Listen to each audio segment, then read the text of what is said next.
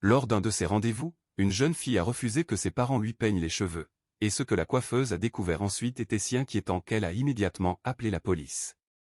Clara réagissait de manière défensive chaque fois que quelqu'un essayait de toucher ses cheveux, protégeant sa tête avec ses bras et refusant toute aide. Sa mère, Lisa, devenait de plus en plus frustrée, lui rappelant qu'elle n'avait pas brossé ses cheveux de toute l'année et que cela devenait ingérable. Bien que Clara ait toujours été têtue, son comportement avait pris une tournure plus sombre ces dernières semaines.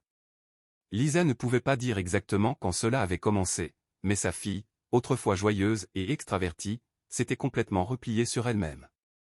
Clara avait autrefois été fière de ses riches boucles brunes, mais maintenant ses cheveux étaient emmêlés, gras, noués et sans vie, comme une plante oubliée dans une pièce sombre. Lisa a essayé de la raisonner, suggérant une simple visite chez leur coiffeuse de confiance, Madame Turner, toujours gentille et douce. Mais Clara a refusé, affirmant qu'elle ne voulait que personne ne touche à ses cheveux. Lisa a compris que ce n'était pas seulement une attitude d'adolescente, il y avait une vraie peur dans la voix de sa fille. Ce soir-là, Lisa a appelé Hélène Turner, leur coiffeuse de longue date et figure de confiance dans leur petite ville, pour lui expliquer à quel point Clara avait changé et l'état de ses cheveux. Hélène a accepté de jeter un œil et a programmé un rendez-vous tôt pour plus de confidentialité. Le lendemain matin, Lisa a persuadé Clara de monter dans la voiture avec la promesse d'une glace après le rendez-vous. Bien que Clara ait accepté, elle a refusé d'enlever son sweat à capuche, même sous le soleil d'été. Au salon, Hélène les a accueillis chaleureusement, sa présence calme aidant à apaiser les nerfs de Lisa. Clara a offert seulement un sourire crispé et est restée silencieuse pendant qu'Hélène la guidait vers le fauteuil, tandis que Lisa l'observait anxieusement depuis l'autre côté de la pièce. Alors qu'Hélène commençait à démêler doucement les cheveux de Clara, elle a été troublée par ce qu'elle a découvert. Les nœuds étaient sévères, mais ce qui la préoccupait davantage, c'étaient les zones de décoloration sur le cuir chevelu de Clara, près du sommet de la tête. Certains amas étaient durs et collants, indéfinissables, tandis que d'autres semblaient recouverts de boue séchée ou de résidus croûtés. Hélène a doucement demandé depuis combien de temps ses cheveux étaient ainsi, mais Clara n'a pas répondu, fixant son regard sur ses genoux. Quand Lisa a demandé ce qui n'allait pas, Hélène a admis qu'elle n'en était pas sûre mais a averti qu'il y avait plus que de simples nœuds. Le visage de Lisa s'est pâli, expliquant qu'elle avait supplié Clara de se laisser aider, mais qu'elle avait supposé que ce n'était qu'une phase. Au fur et à mesure qu'Hélène travaillait, Clara a demandé à arrêter, mais Hélène l'a rassurée et lui a promis d'être aussi douce que possible. Cependant, Hélène a vite remarqué que Clara sursautait chaque fois que certaines zones de son cuir chevelu étaient touchées. Ces réactions n'étaient pas de simples inconforts, c'étaient des signes de douleur. Quand Hélène a doucement demandé si sa tête faisait mal, Clara a admis que oui. Lisa a soudainement compris que sa fille souffrait en silence et lui a demandé pourquoi elle ne l'avait pas dit. Clara, retenant ses larmes, a répondu que cela n'avait pas d'importance. Hélène s'est excusée et est allée dans l'arrière-salle, ayant besoin d'un moment pour réfléchir. Elle a rapidement envoyé un texto à son mari, travailleur social à la retraite, décrivant ce qu'elle avait vu et demandant conseil.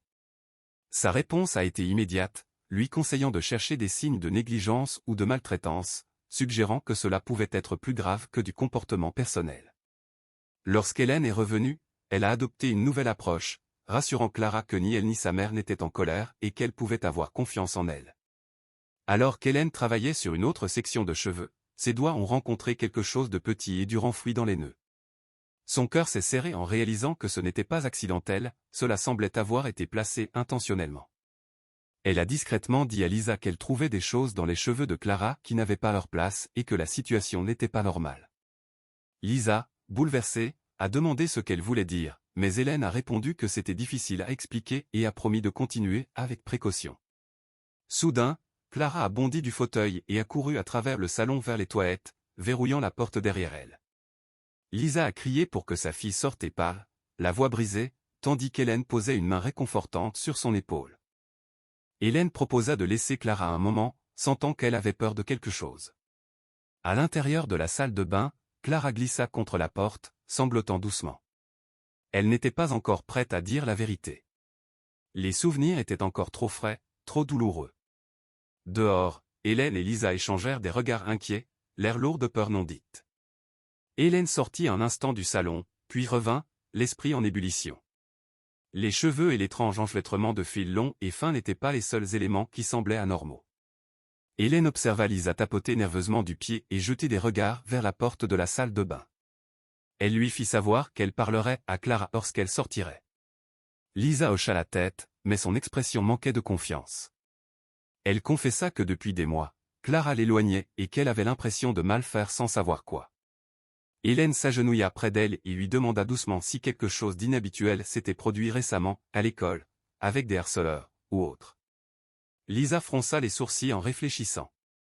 Elle se rappela qu'il y a quelques mois, Clara était rentrée très bouleversée un jour, mais n'avait rien expliqué et Lisa n'avait pas insisté.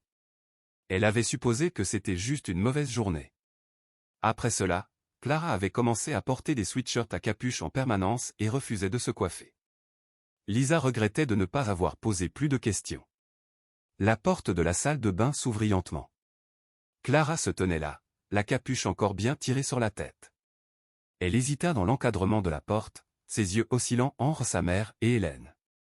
Hélène l'invita doucement à faire une pause et à simplement parler, la rassurant qu'elle n'était pas obligée de s'asseoir sur la chaise si elle n'en avait pas envie. Clara fit une pause, puis hocha légèrement la tête et s'assit au bout du canapé dans le coin, serrant ses genoux contre elle, tandis que Lisa restait à proximité. Lisa lui fit comprendre avec douceur que si quelque chose n'allait pas, elle pouvait le dire, qu'il voulait simplement l'aider. Pendant un instant, il sembla que Clara allait enfin parler, mais elle détourna le regard vers le mur. Hélène tenta alors une approche plus douce, expliquant qu'elle avait vu beaucoup d'enfants avec les cheveux emmêlés, parfois parce qu'ils ne savaient pas comment s'en occuper, et d'autres fois parce qu'il s'était passé quelque chose de difficile à raconter, et qu'il était normal d'en parler ici. Clara se tortillait nerveusement et dit à voix basse que ce n'était pas si simple. Lisa demanda pourquoi, la voix tremblante, et Clara serra les poings, son corps tremblant de émotion, révélant que quelqu'un lui avait dit qu'elle ne pouvait pas le dire. Hélène croisa le regard de Lisa, alarmée, et demanda doucement qui lui avait interdit de parler. Clara ferma les yeux, laissant couler ses larmes. Lisa s'approcha, le cœur brisé, et la rassura, personne ne lui ferait de mal, elle était en sécurité. Clara enfouit son visage dans ses genoux et dit, plus jamais. Hélène proposa de regarder à nouveau ses cheveux si elle était d'accord, promettant d'être délicate et qu'elle pourrait lui demander d'arrêter à tout moment. Clara acquiesça faiblement, son corps raide de tension. Lorsqu'Hélène reprit son travail avec précaution, elle découvrit une autre zone de cheveux très emmêlés où quelque chose d'inhabituel attira à nouveau son attention. Dans les nœuds se trouvaient des morceaux d'une petite substance collante et sèche. Elle dégageait une légère odeur chimique, et d'autres zones de décoloration sombre apparaissaient sur le cuir chevelu de Clara. Hélène murmura avec inquiétude, et Clara sursauta, affirmant que ce n'était rien. La voix d'Hélène resta calme mais autoritaire alors qu'elle expliquait que cela ne ressemblait pas à rien et demanda doucement si quelqu'un avait mis quelque chose dans ses cheveux. Le silence de Clara était écrasant. Hélène posa lentement ses outils, la poitrine serrée par la crainte, et se tourna vers Lisa. Hélène expliqua à Lisa qu'il était temps d'avoir une conversation honnête et que ce n'était pas seulement une question de cheveux emmêlés. Lisa regarda sa fille, un mélange de peur et de détermination sur le visage, et l'encouragea à parler, lui assurant qu'il pourrait réparer ce qui s'était passé. La respiration de Clara s'accéléra, et pendant un instant, il sembla qu'elle allait encore fuir. Hélène posa doucement sa main sur son épaule, lui rappelant qu'elle était en sécurité et que personne ne lui ferait de mal, mais qu'il fallait comprendre ce qui s'était passé pour pouvoir l'aider. Clara hésita, puis révéla finalement que c'était arrivé à l'école. Lisa resta figée, demandant ce qui s'était passé. Clara essuya ses yeux, la voix brisée, et expliqua que quelques filles l'avaient enfermée dans les toilettes, l'avaient traitée de laide et stupide, puis avaient versé de la colle dans ses cheveux. Ces mots se transformèrent en sanglots. Lisa se couvrit la bouche alors que les larmes coulaient sur ses joues. Elle lui fit comprendre qu'elle n'arrivait pas à croire qu'elle ne lui avait pas parlé. Clara sanglota que les filles avaient menacé de faire pire si elle disait quelque chose. Lisa ressentit un mélange de colère et de chagrin et l'enlaça, s'excusant et la rassurant qu'elle n'avait rien fait de mal et que ce n'était pas de sa faute. Lisa s'agenouilla à côté d'elle, lui caressant le dos, et promit qu'ils allaient résoudre le problème et que ses filles ne s'en sortiraient pas impunies. Hélène prit une profonde inspiration et, calmement mais fermement, expliqua à Lisa qu'elle devait contacter les autorités, précisant qu'il ne s'agissait pas seulement de harcèlement mais d'abus. Clara paniqua et supplia qu'on ne le fasse pas, craignant que les filles sachent que c'était elle. Hélène se baissa pour croiser son regard et lui promit qu'on ne lui ferait plus de mal, mais qu'il fallait s'assurer que cela cesse et qu'elle n'était pas seule. Lisa hésita, partagé entre la peur de sa fille et le besoin de la protéger, puis acquiesça, reconnaissant qu'il devait le faire. Hélène se rendit dans l'arrière-salle pour appeler la police, la main tremblante en expliquant ce qui s'était passé. Lorsqu'elle revint, Clara s'adossa à sa mère, s'accrochant à son bras pour se réconforter. Sa prise se raffermit juste au moment où une voiture de police s'arrêta à l'extérieur. Clara tremblait tandis que Lisa lui parlait doucement pour la rassurer. Deux officiers entrèrent dans le salon, leurs expressions professionnelles mais concernées rassurant Lisa, et Hélène commença calmement à expliquer la situation. La détective Suzanne Miller s'agenouilla au niveau de Clara, sa voix ferme et rassurante, se présentant et expliquant qu'ils étaient là pour l'aider et qu'elle était en sécurité, lui demandant doucement de raconter ce qui s'était passé. Clara resta silencieuse, le visage contre le côté de Lisa, tandis qu'Hélène, proche d'elle, parlait doucement. Elle était terrifiée, mais ils avaient trouvé suffisamment de preuves pour montrer que ce n'était pas simplement un mauvais jour pour ses cheveux.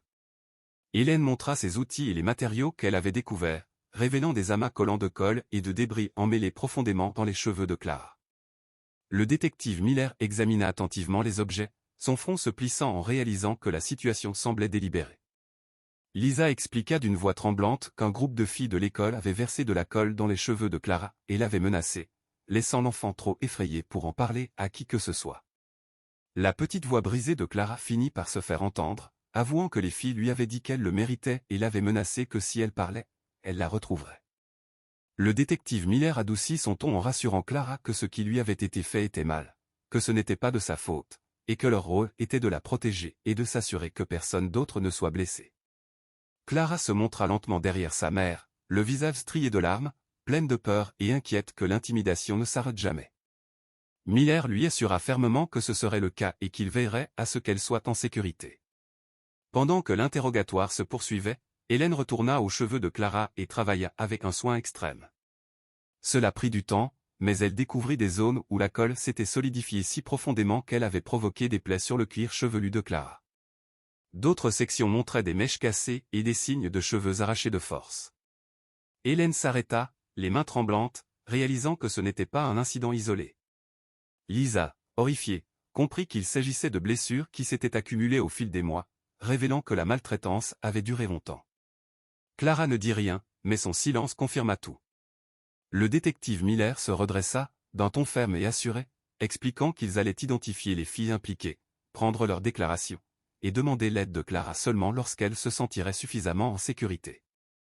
Les policiers partirent avec les preuves d'Hélène et la promesse de revenir rapidement. Clara semblait complètement épuisée, comme si des mois de peur et d'humiliation la rattrapaient enfin. Hélène coupa soigneusement les cheveux abîmés jusqu'à ce qu'il ne reste que quelques mèches courtes et bien coiffées, puis la rassura en lui disant qu'elle était radieuse et résiliente. Clara se regarda dans le miroir et passa ses doigts dans ses nouvelles mèches, un petit sourire timide apparaissant pour la première fois depuis des mois. Dans les semaines qui suivirent, l'enquête se déroula. Clara savait exactement qui étaient les filles, et avec toutes les preuves réunies ainsi que le témoignage d'Hélène, les autorités déposèrent des charges. Les corps réagit en suspendant les filles et en introduisant de nouvelles politiques anti-harcèlement. Clara tenta de rester forte, et la communauté vint la soutenir. Hélène devint une visiteuse régulière à leur domicile, aidant doucement Clara à reconstruire sa confiance pas à pas. Mais Lisa était rongée par la culpabilité.